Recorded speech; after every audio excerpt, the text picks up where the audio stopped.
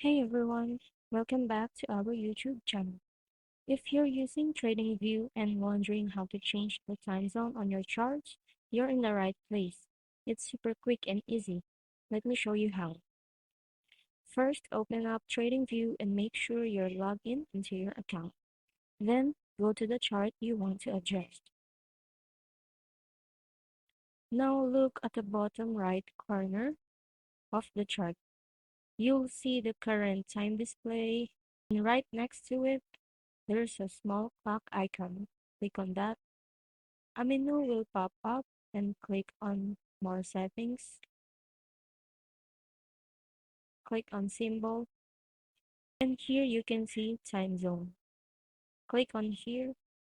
And now you can choose the time zone you want to change. For example, this one, London, and click OK. Now the second method is go to the name of your crypto. For example, this one. Click the name, and here you will see the three buttons. Click it, click settings, and here it is. And that's it. Once you click on it, your chart will automatically update to show data in your chosen time zone. You've successfully changed your time zone in TradingView. If you found this video helpful, don't forget to like, subscribe, and hit that notification bell for more quick TradingView tips. Thank you for watching.